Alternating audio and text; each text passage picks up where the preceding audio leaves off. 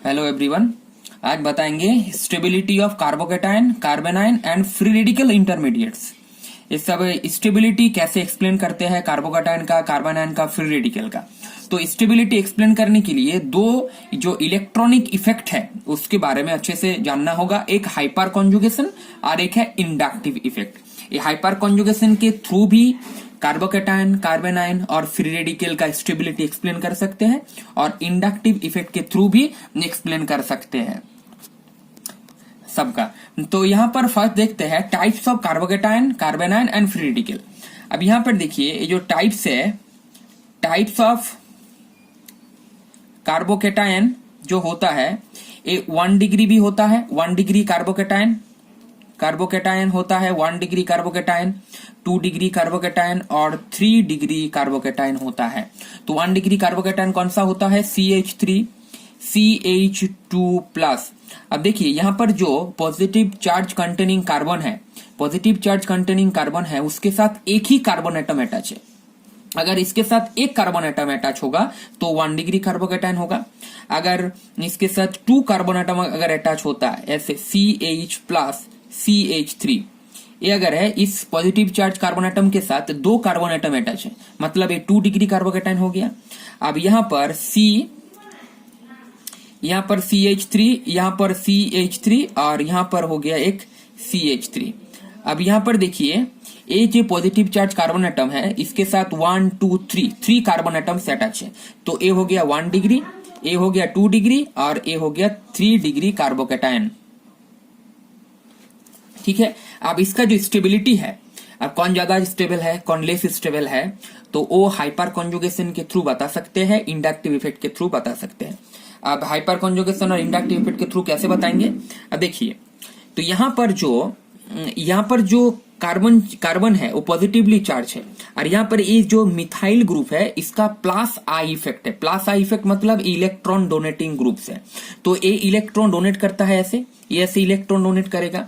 तो ये अगर इलेक्ट्रॉन डोनेट करेगा मतलब ये जो कार्बन का जो पॉजिटिव चार्ज है तो पॉजिटिव चार्ज डिलोकलाइज हो जाएगा। यहाँ पर कि इलेक्ट्रॉन डोनेट कर रहा है मतलब यहाँ पर पॉजिटिव चार्ज डिलोकलाइज हो जाएगा। अब यहाँ पर 2+ इफेक्ट का ग्रुप है, यहाँ पर देखिए 2+ इफेक्ट का ग्रुप है तो यहाँ पर और ज्यादा डिलोकलाइज होगा पॉजिटिव चार्ज। अब यहाँ पर 3+ इफेक्ट है, प्लस इफेक्ट का ग्रुप अटैच है मतलब यहां पर क्या होगा, यहां पर ज्यादा पॉजिटिव चार्ज का डिलोकलाइजेशन होगा। तो मतलब यहां पर ज्यादा स्टेबल होगा ये, सबसे कम स्टेबल होगा ये 1 डिग्री कार्बोकेटायन। और ये इंडक्टिव इफेक्ट के थ्रू बता दिए कि इसका प्लस इफेक्ट होता है। प्लस इफेक्ट मतलब जो इलेक्ट्रॉन डोनेटिंग ग्रुप्स होता है वो जनरली प्लस आई इफेक्ट का ग्रुप होता है और जो इलेक्ट्रॉन विथड्रॉइंग ग्रुप्स होता है, इलेक्ट्रॉन अट्रैक्टिंग ग्रुप जो होता है उसको माइनस आई इफेक्ट का ग्रुप बोलते हैं। तो ये सब प्लस आई इफेक्ट का ग्रुप यहाँ पर प्रेजेंट है। अब हाइपर कॉन्जुगेशन के थ्रू भी स्टेबिलिटी एक्सप्लेन कर सकते हैं। तो हाइपर कॉन्जुगेशन के लिए यहाँ पर जानना होगा अल्फा हाइड्रोजन एटम के बारे में। ये पॉजिटिवली चार्ज कार्बन एटम, इसके साथ देखिए एक कार्बन एटम से अटैच है। इस कार्बन को अल्फा कार्बन बोलते हैं। इस कार्बन को क्या बोलते हैं? Alpha carbon. ये जो अल्फा कार्बन है इसके साथ हाइड्रोजन जो अटैच है इसको अल्फा हाइड्रोजन बोलेंगे। तो ए भी अल्फा कार्बन होगा, इसके साथ अटैच है ए भी अल्फा कार्बन होगा। यहाँ पर इस पॉजिटिवली चार्ज कार्बन एटम के साथ एक कार्बन एटम अटैच है, ये अल्फा कार्बन, ए भी होगा अल्फा कार्बन, ए भी होगा अल्फा कार्बन। मतलब यहाँ पर टोटल अल्फा हाइड्रोजन देखना है कितना है। यहाँ पर अल्फा हाइड्रोजन है 3 अल्फा हाइड्रोजन यहाँ पर प्रेजेंट है। अब यहाँ पर टोटल जो है 3 और 3 6 अल्फा हाइड्रोजन प्रेजेंट है और यहाँ पर टोटल 9 अल्फा हाइड्रोजन प्रेजेंट है। 9 अल्फा हाइड्रोजन प्रेजेंट है। अब देखिए यहाँ पर तो अल्फा हाइड्रोजन जितना ज्यादा होगा उसका हाइपर कॉन्जुगेशन उतना ज्यादा होता है। तो 3 जो अल्फा हाइड्रोजन है इसमें 3 हाइपर कॉन्जुगेटिव स्ट्रक्चर होगा। यहाँ पर 6 अल्फा हाइड्रोजन है मतलब यहाँ पर 6 हाइपर कॉन्जुगेटिव स्ट्रक्चर होगा। यहाँ पर 9 अल्फा हाइपर कॉन्जुगेटिव स्ट्रक्चर होगा। मतलब जितना हाइपर कॉन्जुगेशन होता है उतना ज्यादा स्टेबिलिटी। तो यहाँ पर 9 अल्फा हाइड्रोजन है तो 9 हाइपर कॉन्जुगेटिव स्ट्रक्चर होगा मतलब इसका हाइपर कॉन्जुगेटिव इफेक्ट ज्यादा है, मतलब यहाँ पर ए मोर स्टेबल कार्बोकेटायन है। तो यहाँ पर स्टेबिलिटी ऑर्डर क्या होगा? फर्स्ट 3 डिग्री कार्बोकेटायन, उसके बाद 2 डिग्री कार्बोकेटायन, उसके बाद 1 डिग्री कार्बोकेटायन। ये है स्टेबिलिटी ऑर्डर कार्बोकेटायन का। ये स्टेबिलिटी ऑर्डर हो गया कार्बोकेटायन का। अब टाइप्स ऑफ कार्बोनाइन्स के बारे में बताएंगे। Types of carb anion. Carbon ion, और कार्बन एक ही सेम होता है 1 degree carbon ion, 2 degree carbon ion और 3 degree carbon ion. 1 degree carbon ion कौन सा होगा, जैसे कि CH3 CH2 माइनस, ये 1 डिग्री कार्बन आयन हो गया CH3 CH minus CH3। Carbon ion मतलब कार्बन के ऊपर नेगेटिव चार्ज। अब ये हो गया कार्बन आयन। तो देखिए, तो यहां पर इस कार्बन के साथ एक ही कार्बन एटम अटैच है, तो ये 1 डिग्री, तो यहां पर 2 डिग्री और ये हो गया 3 डिग्री कार्बन आयन। तो इसका स्टेबिलिटी, तो यहां पर देखिए इसका प्लस इफेक्ट है, हम पहले ही बोले थे इसका प्लस इफेक्ट है, मतलब ये इलेक्ट्रॉन डोनेटिंग ग्रुप से, तो इसका भी प्लस इफेक्ट है, मतलब ए भी इलेक्ट्रॉन डोनेटिंग ग्रुप से, ए भी इलेक्ट्रॉन डोनेटिंग ग्रुप से।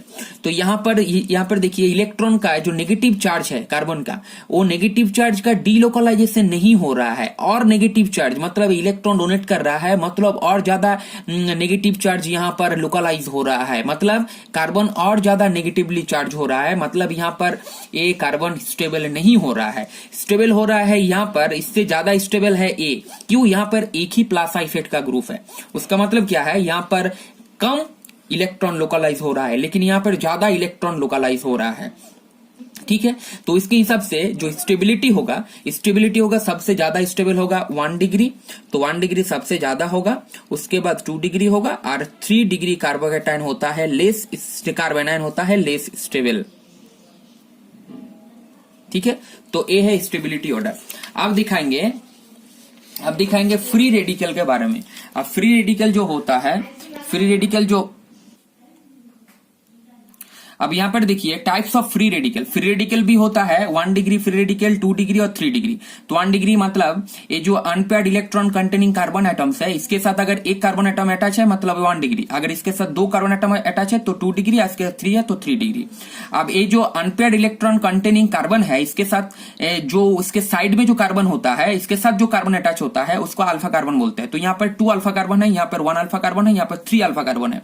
तो यहाँ पर जो एक अल्फा कार्बन है मतलब यहाँ पर 3 अल्फा हाइड्रोजन एटम है, तो 3 अल्फा हाइड्रोजन एटम मतलब 3 हाइपर कॉन्जुगेटिव स्ट्रक्चर। यहाँ पर 6 अल्फा, यहाँ पर 3 अल्फा हाइड्रोजन है, और यहाँ पर भी 6 अल्फा हाइड्रोजन है, और यहाँ पर 9 अल्फा हाइड्रोजन है, मतलब यहाँ पर 9 अल्फा हाइपर कॉन्जुगेटिव स्ट्रक्चर, मतलब गेटर द अब यहाँ पर अगर ज्यादा हाइपर कॉन्जुगेटिव स्ट्रक्चर होता है तो ज्यादा स्टेबल होता है। तो यहाँ पर क्या होगा, तो अगर स्टेबिलिटी ऑर्डर देखेंगे इसका तो क्या होगा, 3 डिग्री मोर स्टेबल और लेस स्टेबल होगा 1 डिग्री फ्री रेडिकल। ठीक है, तो 1 degree free radical less stable होगा। तो यहाँ पर